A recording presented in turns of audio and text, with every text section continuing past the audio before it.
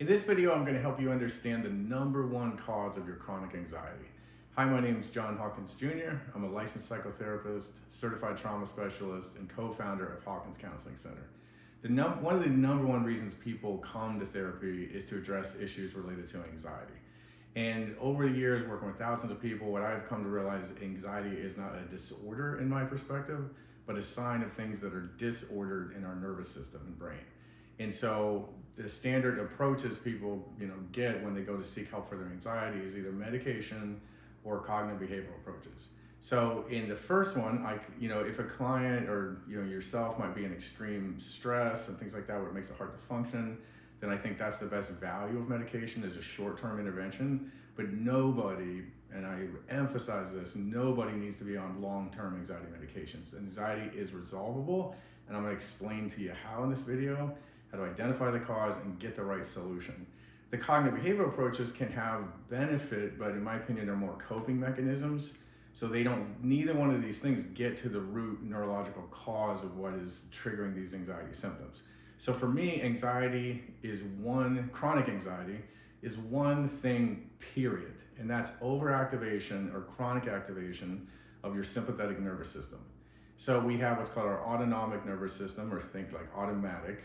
You have your sympathetic branch takes energy up in your system, and your parasympathetic brings it down. So let's say you have a performance at work or an athletic performance or an academic performance. So it gives you some adrenaline, some cortisol, like to get yourself focused, like to get in that moment, get you present, help you perform, give you energy in your body. Or in other situations, you might have a significant threat. So it gives you a lot of energy to fight or flee, to get away from whatever that stressor is. And then once that has been addressed, your parasympathetic brings it down. So anxiety, chronic anxiety, is one thing. It's just recurrent activation of that sympathetic nervous system. Now what you have to identify is what is causing that activation, which I'm going to explain to you thoroughly by the end of this video. So one of the things, and I would say it's in 95% of the cases I work with, is this one thing that I'm going to walk you through. The first thing we do also is rule out other things that it could be. Things like hormonal imbalances, medical issues, side effects of medications, stressors in the environment that are legitimate, vitamin or mineral deficiencies. Let's say if I had, a violent neighborhood or abusive home or chaotic home, my anxiety is a normal reaction to the environment that I'm in. So it's not like some pathological condition. I'm continually feeling unsafe and continually in a threat mode, and so I'm going to have chronic anxiety. And we address that in a different way. So once we've eliminated these things, now we're down to like the main cause, which is implicit memories that are activating your sympathetic nervous system. And so I'm going to define that for you briefly here. Implicit memory is different than our conscious memory that I'm using right now. So right now I'm recalling a bunch of facts and things I've learned over the years, sharing with you, and I'm aware that I'm doing this. Implicit is a felt sense in the body with no imagery, no conscious thought, no linear time, no capacity to differentiate people, place, or setting. It also sees false positives just to be safe. So I might think my partner or parent has an angry look on their face because I experienced that in childhood, an angry parent, and maybe they're not, they're just hungry or thinking of whether they want to go to dinner, and I interpret it as anger and get defensive or shut down or react in some way. So, and they're held in a part of the brain called the amygdala, which is our threat detector for the environment. So it is tracking, social judgment, physical danger, abandonment, whatever the thing may be. So we have chemicals in our body, and I talk about this in pretty much every video I do, is implicit memory is the key to this whole thing. So we have energy in our body that gets triggered in a situation, and if we can't regulate it and release it into some adaptive action, we'll go into a bit of a freeze state, what we call disassociation. So down here in the brainstem and more primitive parts of the brain, we'll split off the energy that we can't regulate. We'll disassociate it. And it doesn't need to take a lot when you're younger. So, it's not really important what happened in the environment, because a lot of people will discount their experience or say, well, I never went through anything significant enough or traumatic enough to dissociate me. And I always use the definition of Dr. Diana Fosha, who developed the type of therapy I use called AEDP. Stands for Accelerated Experiential Dynamic Psychotherapy. She defines trauma as unwanted and unwilled, overwhelming emotions in the face of aloneness or helplessness. And the reason I feel like that is the most comprehensive definition is because anything that fits that category is going to trigger dissociation.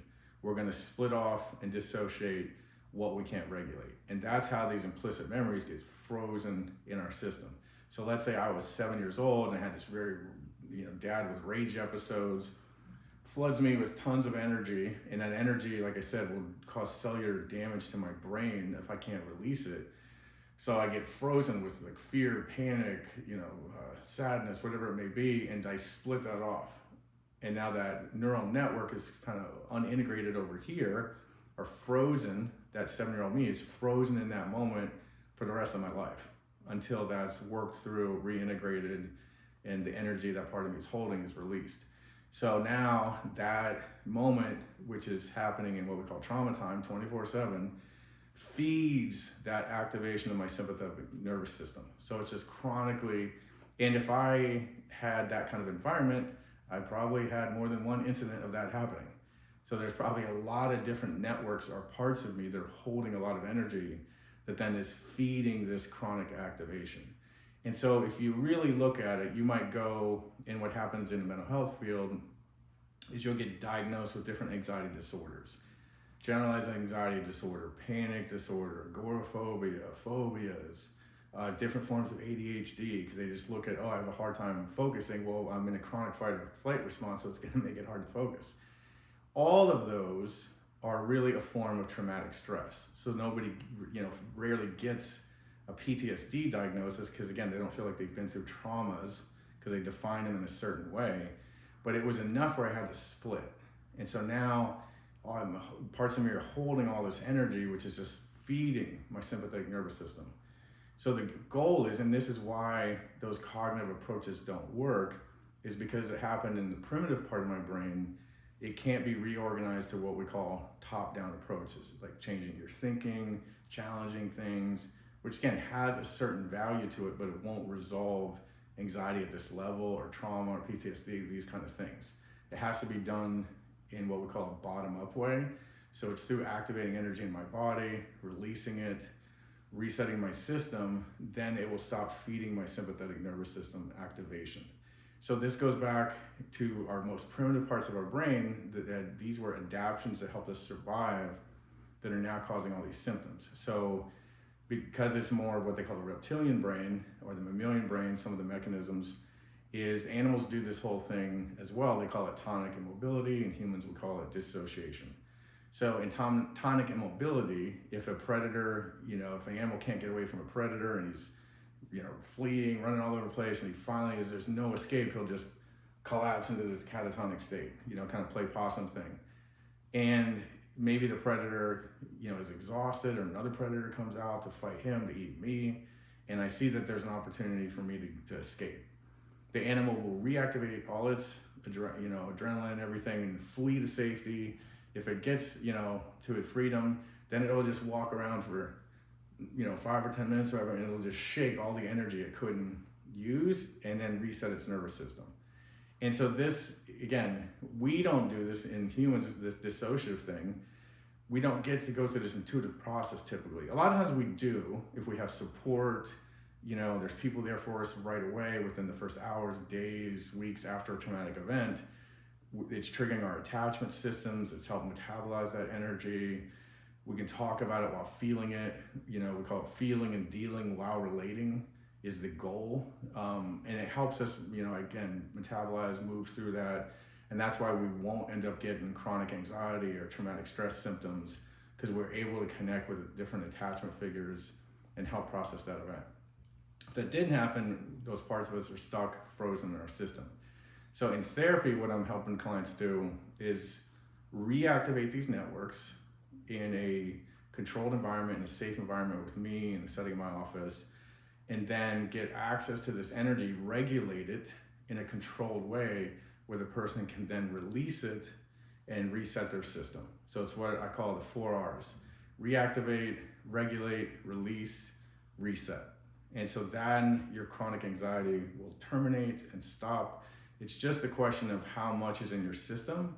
You know, if you had like a single event, it doesn't take a whole lot of time. If the brain and your system just contains it to that single event, it can be a very rapid process.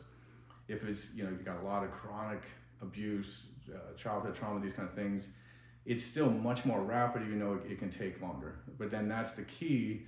And believe me, I guarantee you, like, your system has to follow these rules, just like gravity. It's non-negotiable.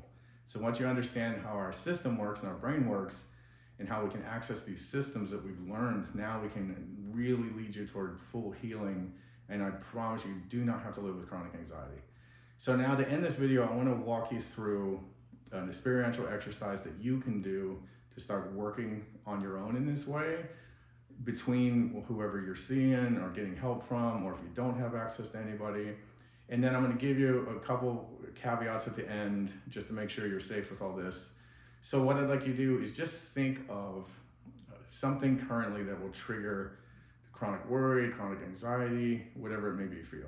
And then as you think of that thing, I don't want you to spend too long thinking about it. Just think of it and just notice where you start to activate in your body. Maybe I get tight in my chest, my heart starts racing, my stomach gets in knots, I feel tense in my shoulders. And what I want you to do is just notice it. Just notice and observe it, or what we call in therapy, track and notice. That is it. We don't want you doing anything other than that. No analyzing, no problem solving, no trying to remember, no trying to connect dots, any of these things. Because what happens is all this stuff is stored on a cellular level in the body in very primitive parts of the brain. So when you start thinking, analyzing, problems, you activate too much of this part of the brain and it blocks access to where we want to get to in the more primitive parts of the brain. So believe me, working with people over the years, it is very challenging for people to do nothing. And if that's the case, which I'm sure it is for many of you, don't worry if your mind is racing. It's not quieting your mind. It's just noticing it. That, I think, is the biggest mistake people make when they hear my instructions at first. It's like, oh, I'm just supposed to get in this calm, blissful. Well, not if you got a bunch of PTSD in your system, that's not gonna happen. So even if you have a part that's telling you, am I doing this right? Or is this gonna work for me? I don't think I ever get, just notice it. But just don't engage it and give it energy, just notice it. So the part of the brain that lets us be aware of what we're feeling in our body, conscious of our body, being able to track inner experience is called the insula. And so when we're faced out here, it's called what? Exteroception, face inward. It's called interoception, and it activates different networks. So we just want you to observe. Just think of that body sensation like an object that you're just noticing and checking out, but you're not doing anything with it other than observing it. So as you observe this, you may have images come up or other body sensations or emotion, but you're not quite sure why you're feeling that way. Just observe them, like I said, but do your best as you can not to engage them. If you start getting caught up in your head, just come back to your body. Just knowing, oh, I'm starting to analyze again. And without frustration or judgment, just come back to my body, like, okay, I'm back to the stomach. As you sit and do that, just notice how that, it's energy, so it's dynamic. It's not just gonna sit in a static spot. It may stay in the same spot for a while, it may stay at the same intensity for a while, but it's gonna move or do something at some point. So then just really track that stuff and then stay with it until you notice that it's decreasing, or I'm starting to feel lighter or calmer. And just, like I said, just let that, your system is wired to do it on its own. It's our doing that blocks it. Remember, I was going back, the reason animals don't get stuck and we do is our big neocortex, our thinking brain. So it's very counterintuitive to many of my clients at first. So I'm just supposed to sit here and watch this. Yes, that's exactly what I want you to do. I want you to do nothing. If you can do nothing, it's gonna do everything. So just sit with it until it clears out, or at least greatly reduces given whatever time constraints you have. The one caveat is, I'm gonna teach you right now what's called a window of emotional tolerance. So if above that window is like high anxiety, panicky, getting hyper aroused. Below, I'm getting numb, detached, dissociated, maybe I start like feeling out of body. So once we're outside that window, don't continue to do this exercise. Work on grounding through your five senses. So that could be smelling fragrant things, hearing things, touching, like I said, visually looking at things, maybe go outside. The stimulus is a lot more intense typically outside, until I feel more connected, calm, back into the present. And if it's too much of a blows you outside your window of tolerance, then flag that, get help with a professional or somebody who could be present with you and help you with what's coming up at that point. But there's many things that you can do. Give yourself time to get skilled at this, learn this, until you can just kind of get more proficient at it. So give your space. Everything we do initially we're not good at. Give yourself space to get more in tune with this. And it does not have to be done perfectly, because your system will do it itself. I often use the analogy, if I cut my hand, I don't have to figure out how to heal the cells. My DNA has the codes of how to create new amino acid chains and create new cells, and my hand just heals itself. And you wouldn't think that was mind-blowing, probably. So our system internally is the same thing. It's got information, it's got intelligence in the DNA that it can just rewire and reset itself and get us back. So start with low-hanging fruit, maybe things that aren't as intense, and then work your way up. Or like I said, if you get to a point where it just feels too, I think that's a little too intense, that's where you get professional help with that. So if you made it this far into the video, I appreciate you watching it. Hope it was beneficial to you.